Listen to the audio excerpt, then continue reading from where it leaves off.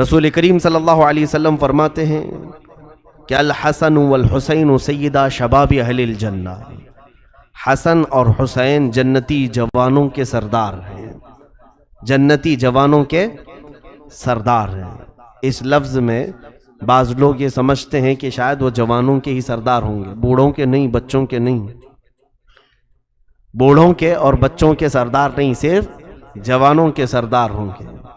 لوگ یہاں دھوکہ نہ کھائیں، اس لیے کہ حدیث پاک میں ہے جنت میں نہ کوئی بچہ جائے گا نہ بوڑھا جائے گا، جو بھی داخل ہوگا وہ جوان ہو کے جائے گا۔ بوڑھا نہیں جائے گا کا مطلب یہ بوڑھے نہیں جائیں گے، نہیں، یہ جائیں گے لیکن جوان ہو کر جائیں گے انشاءاللہ۔ جس کو بھی رب تبارک و تعالی جنت میں داخل کرے گا، چاہے وہ 100 سال کی عمر میں وفات پایا ہو، لیکن جنت میں جانے کے وقت ان کی عمر اکثر بزرگوں نے فرمایا ہے 33 سال کے قریب کی ہوگی۔ یعنی دنیا میں تم خواہش کرتے رہ جاؤ، کبھی بڑھاپے سے جوانی نہیں آئے گی، لیکن جنتی کو مولا تعالیٰ مفت میں جوانی عطا کرے گا۔ اور اس اعتبار سے بچے بھی جوان ہو جائیں گے، بوڑھے بھی جوان ہو جائیں گے، تو جنت میں جانے والے سب کون رہیں گے؟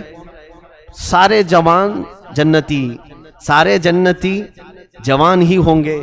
اس اعتبار سے حضور صلی اللہ علیہ وسلم کا یہ فرمانا سیدہ شباب اہل الجنہ، حسن اور حسین جنتی جوانوں کے سردار، اس کا مطلب یہ ہوا کہ کل جنتیوں کے سردار ہیں، کل جنتیوں کے سردار امام حسن اور امام حسین رضی اللہ تعالیٰ عنہما۔ اور میرے آقا صلی اللہ علیہ وسلم نے فرمایا ہے ہما ریحانتی فی الجنہ، حضور صلی اللہ تعالیٰ علیہ وسلم نے ان کے متعلق فرمایا کہ یہ حسن اور حسین میرے لیے جنت کے 2 پھول ہیں۔ اکثر میرے آقا صلی اللہ تعالیٰ علیہ وسلم انہیں سونگھا کرتے تھے، کبھی ان کی گردن کے پاس، کبھی ان کے رخساروں پر، کبھی پیشانی پر۔ اللہ کے حبیب صلی اللہ علیہ وسلم اپنے لبھائے مبارک رکھتے تھے۔ بوسہ دینا تو ہم سب جانتے ہیں، لیکن صحابہ کہتے ہیں حضور صلی اللہ علیہ وسلم ان کو سونگھا کرتے تھے۔ تو بعض صحابہ نے پوچھا کہ بچوں کو چومنا، بوسہ دینا تو ہم دیکھتے ہیں، آپ ان بچوں کو سونگھتے ہیں؟ رسول کریم صلی اللہ علیہ وسلم نے فرمایا یہ دونوں شہزادے جنت کے پھول ہیں، جنت کی خوشبو ان کے اندر سے آتی ہے۔ ان حسین شہزادوں کو میرے آقا صلی اللہ تعالیٰ علیہ وسلم ہمیشہ اس طرح سے صحابہ میں بیان کرتے رہے کہ اکثر صحابہ فرماتے ہیں کہ حضور صلی اللہ علیہ وسلم جب مسجد نبوی میں داخل ہوتے، ایک مرتبہ ایک صحابی نے دیکھا کہ حضور پورا بہت ہی کھلا قسم کا جبہ پہنے ہوئے ہیں یا اوپر چادر ڈالے ہوئے ہیں، اور جسم کے اندر بہت موٹی کوئی چیز چھپی ہوئی ہے۔ ٹھنڈیوں کے دن تھے، صحابہ اکرام نے پوچھا یا رسول اللہ صلی اللہ علیہ وسلم کون سی چیز آپ اپنے اندر لیے ہوئے ہیں؟ رسول کریم صلی اللہ علیہ وسلم نے جبہ جب ہٹایا تو دونوں شہزادے اندر تھے، ہمیشہ سینے سے لگا کر کے رکھا۔ مشکات نبوت ہے وہ سینہ رسول پاک کا، جہاں اللہ کا کلام اترا کرتا تھا، اس قلب رسول سے کبھی حسن کان لگائے ہوتے، کبھی حسین کان لگائے ہوتے۔ تو رسول پاک صلی اللہ تعالیٰ علیہ وسلم کتنی دیر تک اپنی زبان مبارکہ ان شہزادوں کے منہ میں رکھتے تھے۔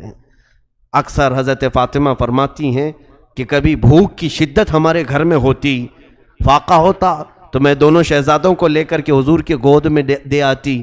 رسول کریم صلی اللہ تعالیٰ علیہ وسلم ان دونوں شہزادوں کے منہ میں اپنی زبان رکھتے، پھر بچے رونا بھی بند کرتے، کبھی کوئی چیز کھانے کی یا پینے کی طلب نہ کرتے۔ کیسے طلب کریں گے ساری دنیا کا خزانہ جو وہ اپنے لبوں سے چوس رہے ہوں۔ سیدنا امام حسن اور امام حسین رضی اللہ تعالیٰ عنہ کو جو نسبتیں حاصل ہوئیں، میں کہتا ہوں پوری دنیا میں کسی کو ایسی نسبتیں حاصل نہیں ہوئی۔ انبیاء کرام علیہ السلام کے بعد رسول کریم صلی اللہ تعالیٰ علیہ وسلم کے گھر والوں سے جس طرح سے حسن و حسین کو نسبتیں حاصل ہیں، ماں کے متعلق میرے آقا نے فرمایا جنتی عورتوں کی سردار ہے۔ باپ کے لیے کہا کہ میں جس کا مولا ہوں اس کا یہ مولا ہے۔ باپ جب پوری کائنات کا مولا، ماں پورے جنتی عورتوں کی سردار، اور خود ان کو اللہ کے حبیب نے جنتی جوانوں کا سردار کہا، نانا سید الانبیاء ہیں۔ کون سی فضیلت ان کی زندگی میں نہیں ہے، کون سی نسبت نہیں ہے؟ اس سے بڑھ کر ان کو نسبتیں اور کیا چاہیے؟ حتیٰ کہ رسول کریم صلی اللہ تعالیٰ علیہ وسلم ایک مرتبہ مدینہ طیبہ کی گلیوں میں حسن و حسین کو کندھوں پر بٹھائے تشریف لے جا رہے تھے، دونوں کندھے پر سوار تھے۔ ایک صحابی کہتے ہیں ہم نے دیکھا تو مسکرائے کہ اللہ کے حبیب صلی اللہ علیہ وسلم کے دوش نبوت پر یہ شہزادے سوار ہو کر جا رہے ہیں۔ صحابہ نے پکار کر کے کہا اے شہزادو، کتنی اچھی سواری تم نے پائی ہے، کتنی اچھی سواری پائی ہے۔ رسول کریم صلی اللہ تعالیٰ علیہ وسلم نے مڑ کر کے ان سے کہا اے لوگوں، صرف سواری کو دیکھ رہے ہو، یہ بھی تو کہو کہ سوار بھی کتنے اچھے ہیں۔ اللہ کے حبیب صلی اللہ علیہ وسلم اپنی تعریف کے ساتھ اپنے شہزادوں کی تعریف کو پسند فرمایا کرتے تھے، اور میرے آقا صلی اللہ تعالیٰ علیہ وسلم ان کے لیے بے قرار بھی ہوا کرتے تھے۔ اکثر ایسا ہوا ہے کہ سیدہ زہرا فرماتی ہیں ایک مرتبہ حسن و حسین گم ہو گئے، مل ہی نہیں رہے تھے، میں گھبرائی ہوئی تھی، پریشان تھی، رسول کریم صلی اللہ تعالیٰ علیہ وسلم کے پاس دوڑ کر آئی، کہا کہ حسن و حسین صبح سے نہیں نظر آ رہے۔ اللہ کے حبیب صلی اللہ علیہ وسلم نے بڑی اطمینان کا اظہار کیا، کہا کہ میرے ان دو بچوں کو ابھی کچھ نہیں ہوگا، کوئی کچھ گزن نہیں پہنچائے گا۔ خود اٹھے اور چلتے ہوئے ایک مدینہ طیبہ کے قریب درخت کے پاس گئے تو فرماتے ہیں حضرت فاطمہ زہرا رضی اللہ تعالیٰ عنہا، دونوں بچے آرام سے سوئے ہوئے ہیں اور دو فرشتے ان پر پروں سے سایہ کیے ہوئے ہیں۔ وہ بچپن سے فرشتوں کی چھاؤں میں سونے والے، جن کے گھر میں جبرائیل بے اجازت نہ آئیں، ان کی نسبتوں کو، ان کی سعادتوں کو، ان کی فضیلتوں کو بھلا دنیا میں کون بیان کر سکے گا؟ کس زبان سے ہو بیان مدح خان اہل بیت؟ میرے عزیزوں، رسول کریم صلی اللہ تعالیٰ علیہ وسلم کے ان شہزادوں کی فضیلت اس سے اندازہ کریں آپ۔ ایک مرتبہ حسن و حسین دونوں گھر میں ہیں، رسول کریم صلی اللہ تعالیٰ علیہ وسلم بچوں کو کھلاتے بھی تھے اکثر، یہاں تک کہ اکثر ایسا دیکھا گیا ہے کہ صحابہ فرماتے ہیں نمازوں کے اوقات میں بھی حسن و حسین کو اپنے مصلی کے قریب بٹھایا کرتے۔ جب رسول پاک صلی اللہ علیہ وسلم خطبہ دے رہے ہوتے، دونوں شہزادے ایک ایک پاؤں پکڑ کر کے بیٹھے ہوتے تھے۔ حضور کے خطبہ دینے کے وقت دونوں شہزادے حضور کے قدموں کو پکڑ کر بیٹھے رہتے تھے ممبر پر۔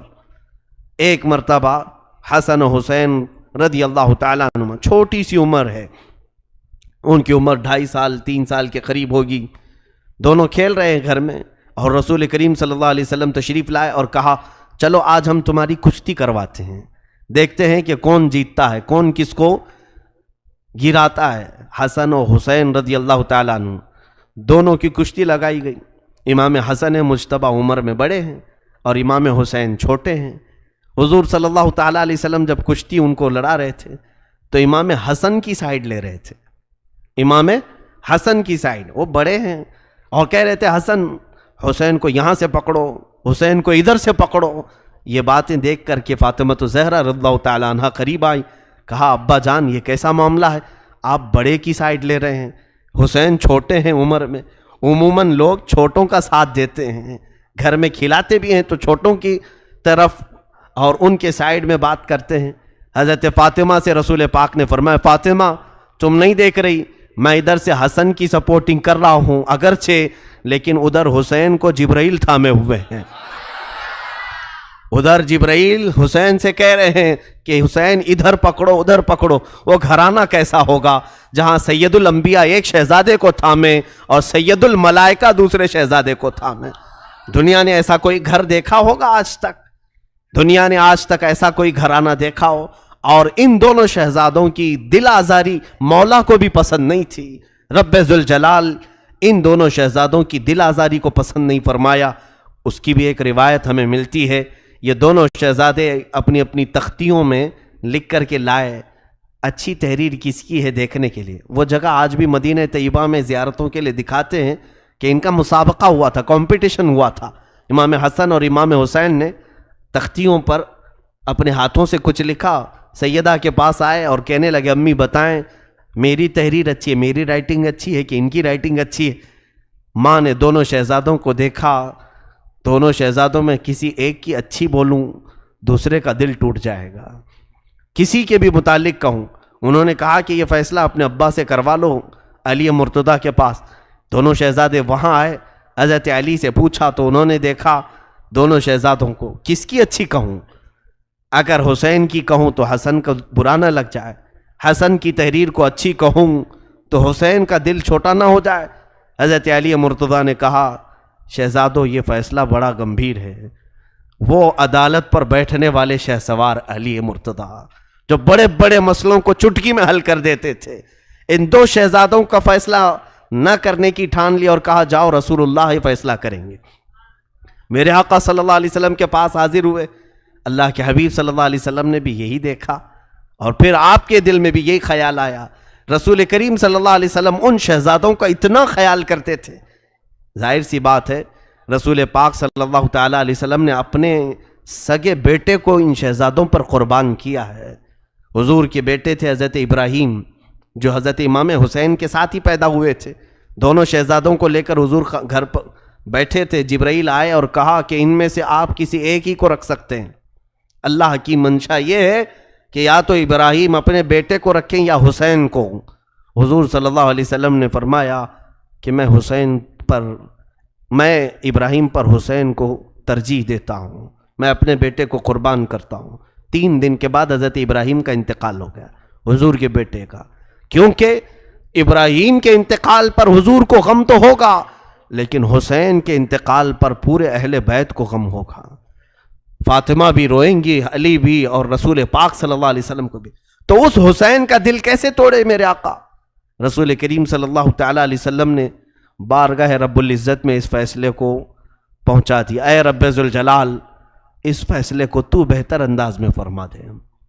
دونوں بچے آج چھوٹی چھوٹی سی تختیاں لے کر کے آ گئے، پوچھ رہے ہیں کہ میری تحریر اچھی ہے، میری رائٹنگ اچھی ہے کہ اس کی رائٹنگ اچھی ہے؟ رسول خدا صلی اللہ علیہ وسلم نے بھی اس وقت ان دونوں کے لیے کسی ایک کا فیصلہ نہیں فرمایا، کہا شہزادوں رکو، میں اللہ کے حضور اس مسئلے کو اٹھاتا ہوں۔ رب تبارک و تعالیٰ کے حضور جب یہ سوال ہوا، اللہ عز و جل نے جبرائیل امین سے کہا اے جبرائیل، جنت سے ایک سیب لے جاؤ، اوپر سے گراؤ، جس کی تختی پر گر جائے اس کی تحریر اچھی ہے۔ کیا یہ فیصلہ منظور ہے؟ سب منظور ہے۔ وہاں فاطمہ بھی تھیں، علی مرتضیٰ بھی تھے، رسول پاک صلی اللہ علیہ وسلم بھی۔ وہ جگہ مدینہ طیبہ میں آج بھی ہے، کھلا سا میدان ہے، دونوں تختیاں لے کر کھڑے تھے۔ جبرائیل امین جنت سے ایک سیب لائے، اوپر سے گرایا۔ میرے خدا ذوالجلال کی شان یہ ہے کہ سیب 2 ٹکڑوں میں بدلا، آدھا اس تختی پر آدھا اس تختی پر گرا۔ مولا کو بھی یہ منظور نہیں تھا کہ کسی ایک کا دل ٹوٹے، ان شہزادوں کی دل آزاری رب نے بھی پسند نہیں کیا۔ تو یہ وہ شہزادے رسول پاک صلی اللہ علیہ وسلم کے گھر میں پروان چڑھے، یہاں تک کہ صحابہ اکرام رضوان اللہ تعالیٰ علیہ مجمعین بے حد تعظیم کیا کرتے تھے ان شہزادوں کی، اور حد درجے احترام کیا کرتے تھے۔ صحابہ فرماتے ہیں کبھی کبھار یہ رسول کریم صلی اللہ تعالیٰ علیہ وسلم نماز پڑھا رہے ہوں اور نماز کے دوران یہ اپنے گھر سے چلے آتے اور کبھی کسی نے ان کو روکا نہیں، حضور کے مصلی پر آ جاتے۔ حتیٰ کہ ایک بار امام حسین حضور کی پیٹھ پر سوار ہوئے، سجدہ خوب لمبا ہوا، اللہ کے حبیب صلی اللہ علیہ وسلم نے سر نہیں اٹھایا کہ حسین گر نہ جائیں، حسین گر نہ جائے۔ میرے آقا صلی اللہ علیہ وسلم ان کے بچپن میں اتنا خیال فرمایا کرتے تھے۔ ایک بڑی حکمت کی بات مجھے نظر آتی ہے، میں نے اس سے قبل بھی اس چیز کو عرض کیا تھا کہ مدینہ طیبہ میں مجھے بات یاد آتی ہے، چند سالوں پہلے عام طور پر ہم جب حاضری دیتے ہیں تو حضور کے قدموں کی طرف، پیچھے کے طرف جالیوں کے جو لوگ سب سلامی پیش کرتے ہیں آگے کی طرف، پیچھے کا مقام، پیچھے کی طرف جگہ ایسی ہے کہ قبلہ بھی اسی طرف ہے، حضور کی جالیاں بھی اسی طرف ہے، تو وہاں کوئی موڑتا نہیں ہے کہ ادھر مڑ جاؤ، دعا ادھر کرو۔ نماز پڑھتے پڑھتے ایک بار ایسا خیال آیا کہ اتحیات پڑھ رہا تھا، تو جب اتحیات میں ہم پہنچے، السلام علیکہ ایھا النبی، اے نبی آپ پر سلامتی ہو۔ سچ بتاؤں میں آپ کو عرض کر رہا ہوں کہ یہاں نماز پڑھتے پڑھتے اتحیات ایسی گزر جاتا ہے، وہاں ایک عجیب سی کیفیت طاری ہوئی کہ جب ہم یہ کہہ رہے ہیں اے نبی آپ پر سلامتی ہو اور جالیاں سامنے ہوں، ویسی نماز کا، اس نماز کا لطف پھر کبھی زندگی میں ملا نہیں کہ رسول کریم صلی اللہ علیہ وسلم سامنے ہوں اور پھر ہم سامنے مخاطب کر کے حضور کو سلام کر رہے ہیں نماز میں۔ اب یہاں پر ایک بات یاد آتی ہے، صحابہ اکرام کا معمول یہ تھا کہ ان سے پوچھا جائے کہ یہ چھوٹے سے ننھے سے بچے نمازوں میں سامنے آ جاتے تھے، ہمارے بچے آئیں تو تھپڑ مار کر کے نکال دیے جائیں مسجدوں میں، نمازوں میں خرابی پیدا کریں گے تو ہو، لیکن حسنین کریمین چھوٹی عمر میں جب صفوں میں سامنے آتے تو صحابہ خوش ہو جاتے تھے، صحابہ انہیں ہٹاتے نہیں تھے۔ بعض بزرگوں نے لکھا وجہ یہ ہے کہ وہ صحابہ کا معمول یہ تھا کہ جب اتحیات پڑھتے السلام علیکہ ایھا النبی، ہے نا اتحیات میں السلام علیکہ ایھا النبی، اے نبی آپ پر سلامتی ہو ورحمت اللہ وبرکاتہ، اور اللہ کی رحمتیں اور برکتیں ہو، تو صحابہ سر اٹھا کر مصلی کی طرف دیکھتے اور نبی کونین امام ہوا کرتے، سامنے میرے آقا حاضر ہوا کرتے، اور جب اتحیات کے بعد درود ابراہیمی پڑھتے اللہم صلی علی محمد، اے اللہ درود بھیج محمد صلی اللہ علیہ وسلم پر، اور اس کے بعد کیا لفظ آتا ہے وَعَلَىٰ آلِ سیدنا محمد، اور ہمارے آقا محمد صلی اللہ علیہ وسلم کی آل پر درود بھیج، تو صحابہ کا معمول یہ ہوتا کہ جب آل کا لفظ آتا تو حسنین کریمین کی طرف دیکھا کرتے، سلام پیش کرنا ہو تو نبی کی طرف اور درود بھیجنا ہو آل کی طرف تو حسنین کو دیکھا کرتے۔ تو اس کا مطلب یہ ہے کہ ان کا نمازوں میں سامنے ہونا بھی نماز کو خراب نہیں کرتا اور نہ ہی نماز کو کم کرتا ہے۔ اسی لیے امام شافعی رحمۃ اللہ تعالی علیہ نے فرمایا ہے کہ اگر لوگ یہ کہتے ہیں اہل بیت سے محبت کرنے کا نام ہی شیعہ ہے، رافضی ہے، امام شافعی رحمۃ اللہ علیہ نے فرمایا ہے کہ اگر اہل بیت سے محبت کا نام رافضیت ہے، شیعیت ہے، تو سن لو اے لوگوں میں شیعہ ہوں، میں رافضی ہوں۔ یہ بہت بڑا جملہ ہے، کیوں؟ صرف اہل بیت سے محبت کا نام شیعہ نہیں ہے، رافضی نہیں ہے، بلکہ امام شافعی رحمۃ اللہ علیہ نے فرمایا کہ اہل بیت وہ ہیں کہ ان کی فضیلت قرآن میں اتری ہے اور ان پر درود بھیجے بغیر نماز کمپلیٹ نہیں ہوتی، نماز مکمل نہیں ہوتی ہے۔ رسول کریم صلی اللہ تعالیٰ علیہ وسلم کے گھر والوں کو عام گھر والوں کی طرح نہ سمجھیں۔ اللہ کے حبیب صلی اللہ علیہ وسلم نے فرمایا الا ان مثل اہل بیتی کمثل سفینۃ نوح من رکبہا نجا ومن تخلف عنہا ہلک۔ اللہ کے حبیب صلی اللہ علیہ وسلم فرماتے ہیں میرے اہل بیت نوح علیہ السلام کی کشتی کی طرح ہیں، جو اس میں سوار ہوا وہ نجات پایا اور جو پیچھے رہ گیا وہ ہلاک ہو گیا۔ جو دامان اہل بیت تھاما رہا انشاءاللہ وہ سرخرو رہے گا، سرفراز رہے گا، کامیاب رہے گا، اور جو ان سے پیچھے ہوا یا ان کی دشمنی کیا، ان سے بغض و نفرت کیا، وہ ہلاک ہو جائے گا۔ حضور نے فرمایا میرے اہل بیت کی مثال کس کی طرح ہے؟ نوح علیہ السلام کی کشتی کی طرح ہے، یہ کشتی نوح کی مانند ہیں۔ رسول کریم صلی اللہ تعالیٰ علیہ وسلم کی یہ عطرت ہیں، میرے آقا نے ہم سب کو عطا کیا ہوا یہ گھرانہ ہے۔